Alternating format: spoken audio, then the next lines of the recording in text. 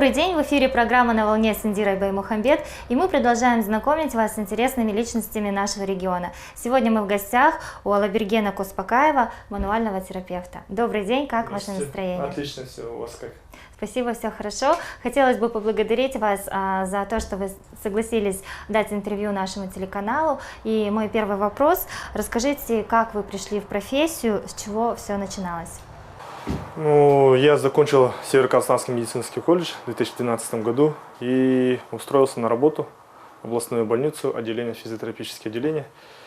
Работал массажистом, ЛФК-инструктор и так далее. И потом в дальнейшем уже начал самостоятельно развиваться. Также работал в китайской международной клинике в Алмате. И в последующем уже начал семинары проходить в Москве, украинских специалистов и так далее. И вот с 2018 года уволился из больницы и открыл свой кабинет. И каждым разом развиваемся, идем дальше. Можете рассказать простыми словами, что такое мануальная терапия? Ну, мануальная терапия, если перевести с греческого языка, это рука терапевта, то есть лечение руками. Мы в основном применяем тростовые манипуляции. Это с помощью рук снимаем функциональные блоки и восстанавливаем подвижность суставов. А почему когда-то вы выбрали именно сферу медицины? Можете вспомнить об этом? Поступили ведь в колледж. Кто-то повлиял на ваш выбор или вам всегда хотелось? Не знаю, я всегда хотел быть медработником. Но никогда не пожалели о своем выборе? Нет. Я теперь хочу в дальнейшем, чтобы дети, внуки, чтобы все в медицине были. Что такая династия? Да. Вы владеете различными техниками, методиками мануальной терапии. Вот как во всем этом разобраться и в чем разница этих методик?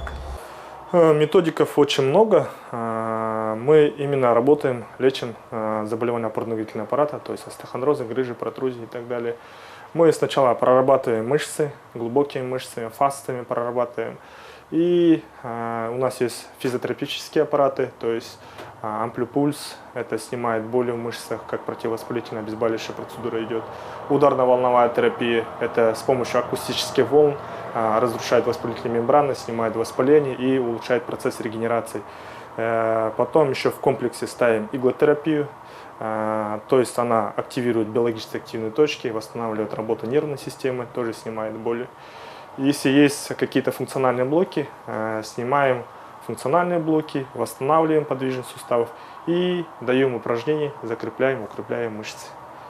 То есть все в совокупности в комплексе работаем. А у вас есть свои вот личные методики? Ну, вот это то, что я говорил, можно сказать, это, да, можно сказать, я только так комбинирую, работаю.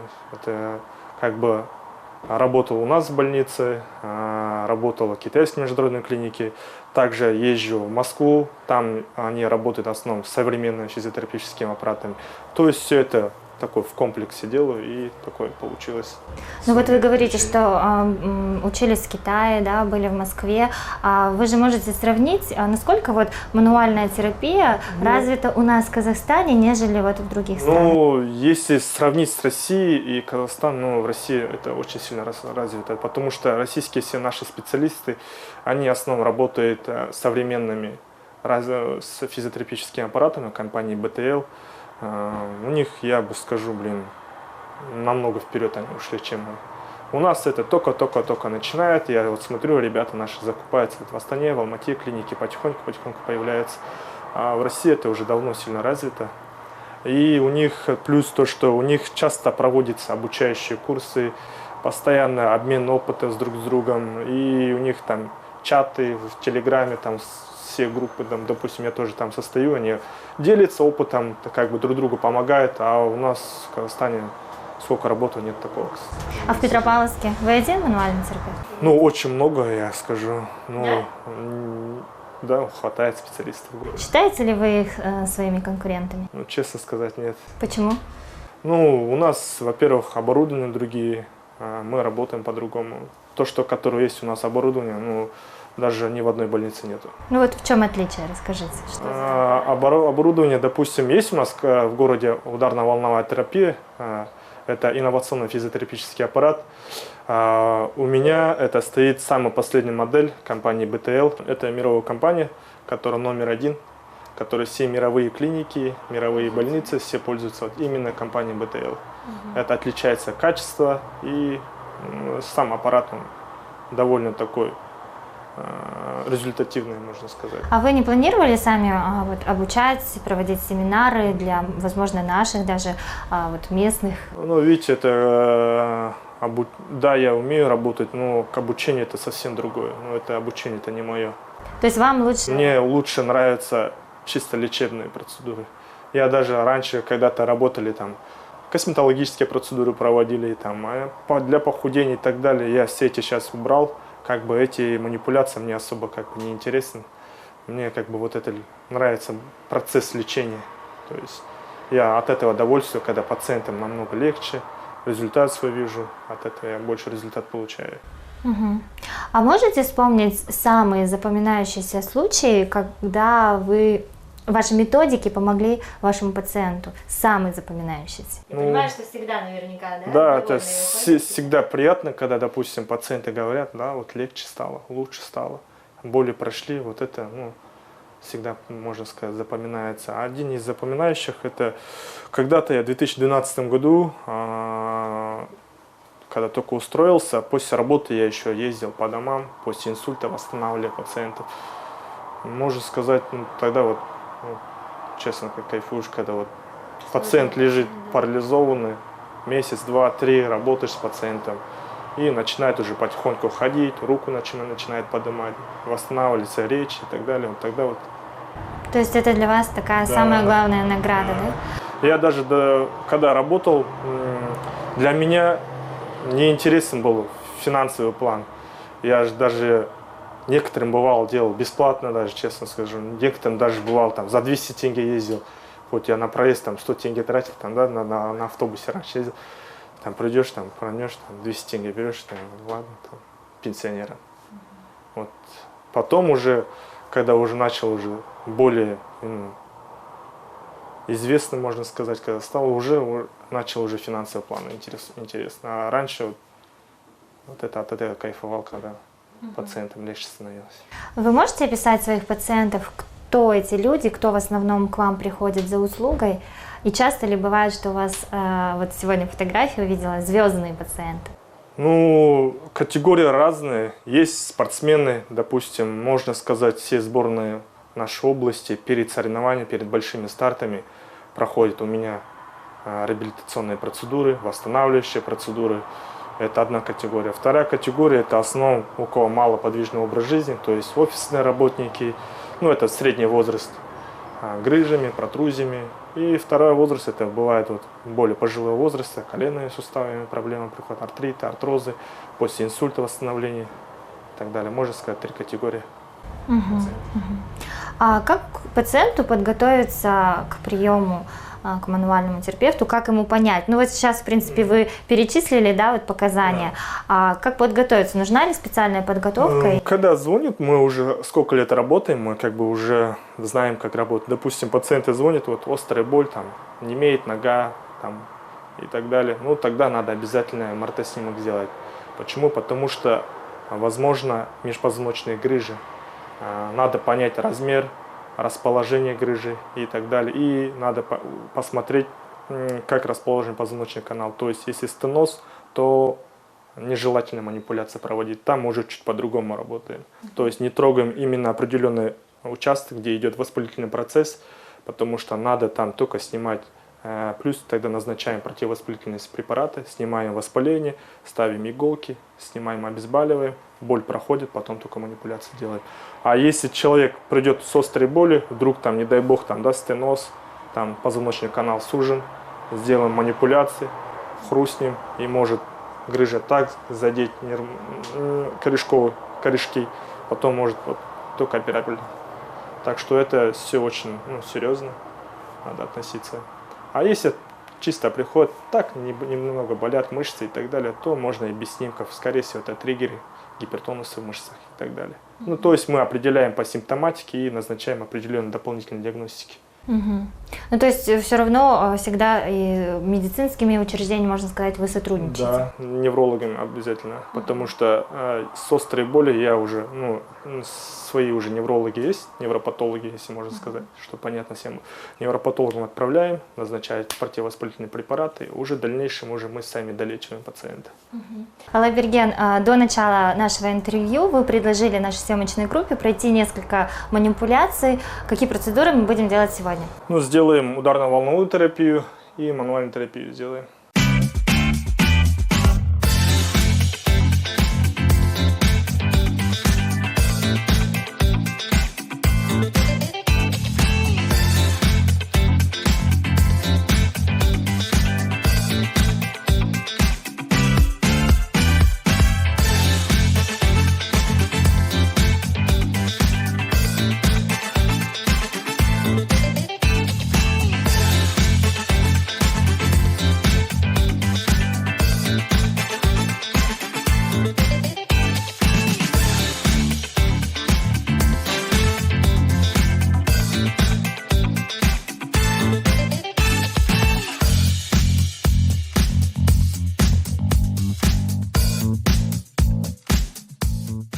А в чем отличие мануальной терапии от остеопатии?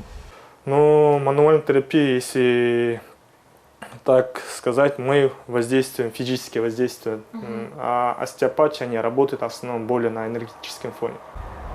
Ну вот смотришь ролики, вот остеопат, это вот... хрусты, вот это не остеопат. Многие, да, путают.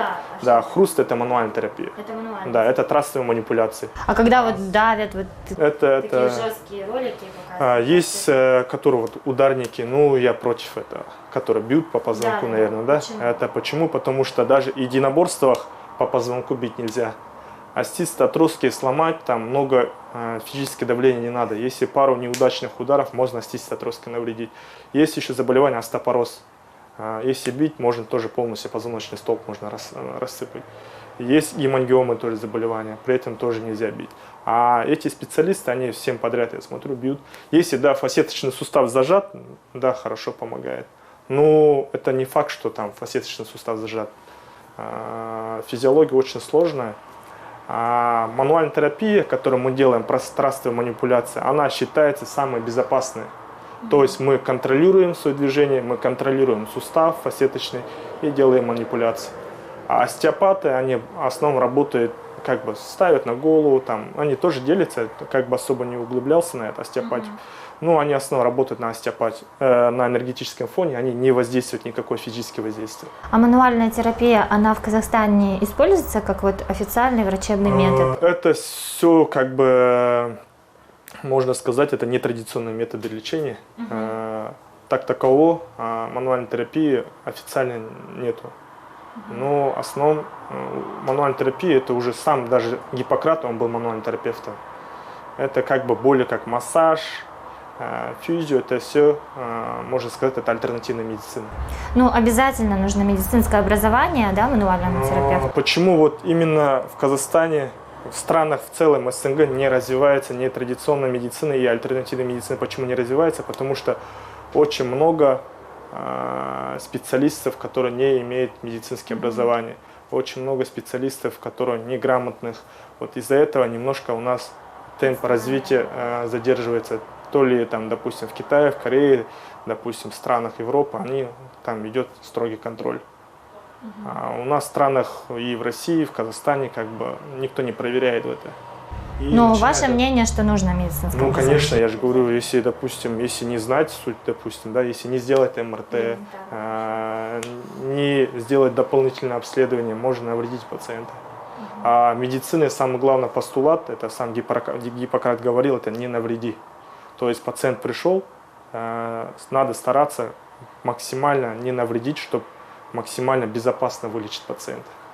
Вот в современном обществе сейчас такая острая проблема у подростков, да, сколиоз. Возможно ли с подросткового периода исправить эту проблему и как дела обстоят в этом вопросе со взрослыми?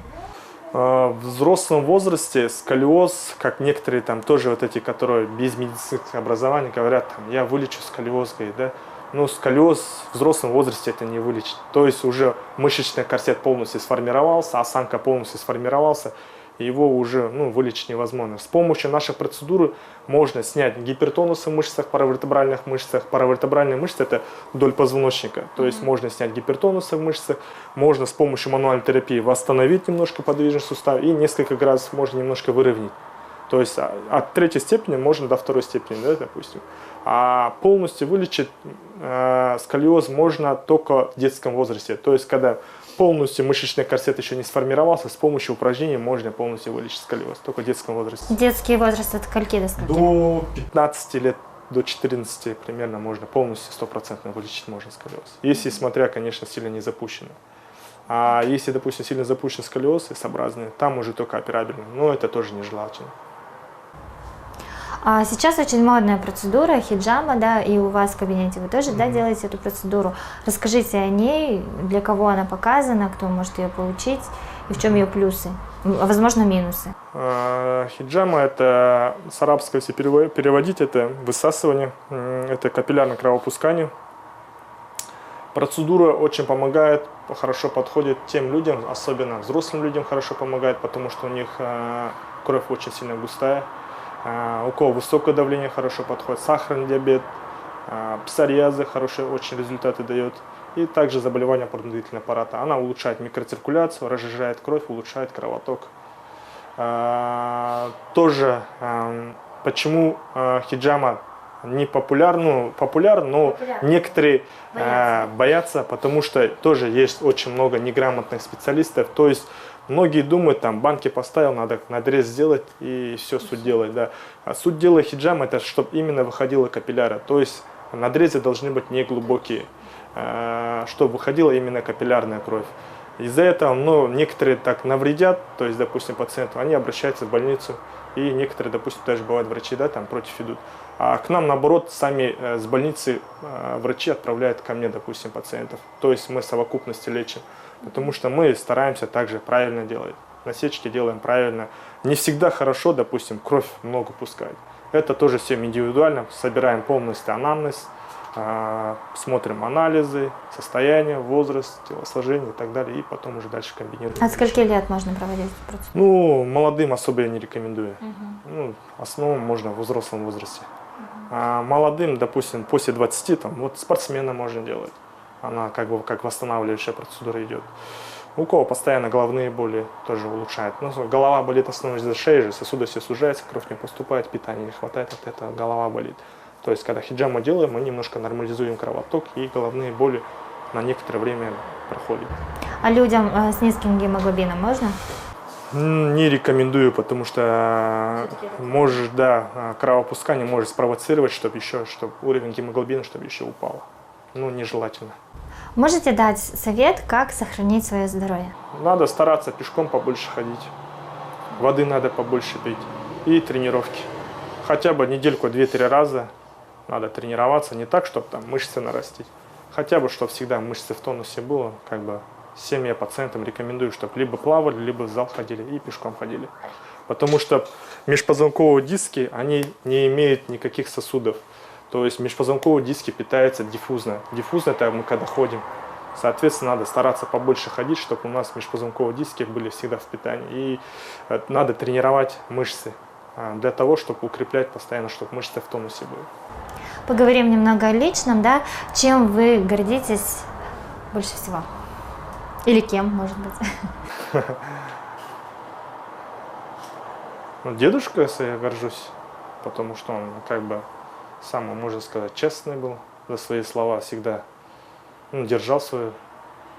Я стараюсь как дедушка быть, чтобы если я обещал кому-то, я это должен сделать. Он, получается, для вас такой, как сказать, кумир, эталон, да? Хотели бы быть достойным внуком, да? А есть ли у вас вредные привычки? Вредная привычка – это я опаздываю, можно сказать. Даже когда я в больнице работал, я заведующий отделением, вначале я ругался, потом уже все знали, что я опоздаю. А с чем это связано? Вы просто время не контролируете или? Хоть я даже, допустим, или это уже образ жизни? Это может. Хоть я, допустим, рано встаю, допустим, да, я все равно опоздаю на минут 10-5. Это привычки. Даже мои пациенты знают, что я опоздаю на минут 5. Кто утренний пациент, я всегда предупреждаю, рано не приходить. я опоздаю. И, да. И на работе тоже в больнице, когда работал, заведующий знал, что я на минут 15 по-любому опоздаю. А вообще, кто повлиял на вашу жизнь больше всего? Вот дедушка или, может, это родные, близкие, еще кто-то? Ну, в воспитании, да, дедушка и бабушка. А в жизни повлиял, не знаю, как бы все так склалось, что я так устроился в областную больницу, потому что в других больницах я как бы искал мест не было. И вот так и получилось. Потом сфера работы понравилась, начал развиваться. Ну, понимаешь, что это твое, получается от этого удовольствие. Вот и все, потом пошло. Расскажите о своей семье, поддерживают ли они вас в вашем деле и часто ли они приходят к вам на процедуры? Ну, вначале, конечно, там говорили, ты что, типа, всю жизнь будешь в этой сфере работать, массаж делать и так далее. Я говорю, увидите, говорю, я открою свой кабинет, я говорю, буду известным. Почему-то я тогда был уверен. Я говорю, куплю такие аппараты. Я как бы, если честно говоря, это было нереально. Мечтой, да? Да. Ну, почему-то я 100% был уверен, что я добьюсь, что я буду востребованным специалистом внутри. И все говорили, уйди, там, зачем тебе эта работа. Я видел в этом успех, и вот шел. А заручались вы государственной поддержкой? Да, государство в этом году я выиграл в размере 5 миллионов безвозмездного гранта с помощью МБЕК 2025, вроде его программа. Участвовал, рассказал свой проект, одобрили, добавил своих $1 миллион, и за 6 миллионов я купил ударно-волновую терапию.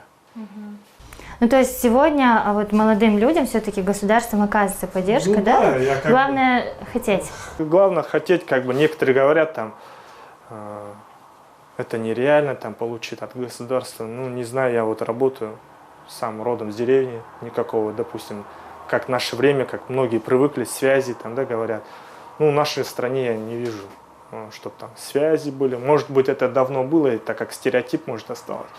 Как бы мне лично нету преграды, допустим, 3 года я же работаю, налог не плачу с государством, ну, как бы это тоже помощь. Вот безвозмездно дали грант для развития. Вот я дальше планирую теперь взять кредит. Сейчас у меня за здание, допустим, на аренде, я хочу теперь свое помещение, чтобы побольше, там 100-150 квадратов. И дальше больше. А какие главные качества вы цените в людях? Это самое главное, добросовестно надо относиться к своей работе, быть честным, я думаю, все. И работать. Поделитесь своими планами. Ну, планы, в этом году мы еще планируем пару физиотерапевтических аппаратов закупиться. Ближе летом, либо конец года мы планируем расширяться, еще брать на работу пару сотрудников, потому что поток пациентов очень большой. Не успеваем. Ну, ближайшие 10-15 лет, я думаю, будет у меня санаторий. Ну, это я уверен тоже. Мне кажется... Санаторий на территории города? На территории СКО я хочу такой хороший санаторий сделать, потому что санаторий, можно сказать, у нас нету. Многие наши пациенты ездят там в Боровое, в Костанай, в Алмату, в Шымкент. У нас тоже как бы условия позволяют, природа хорошая. Но самое главное, надо наши процедуры, если внести, я думаю, это 100% это будет. Поток людей, да? Конечно, будет, потому что санатория нету. Я уверен, что я открою, потому что я когда-то тоже говорил, всем говорил, будет у меня ударно-волновая терапия. Ну, это тоже было мечтой, как будто это нереально было. Вот ударно-волновая есть, все есть.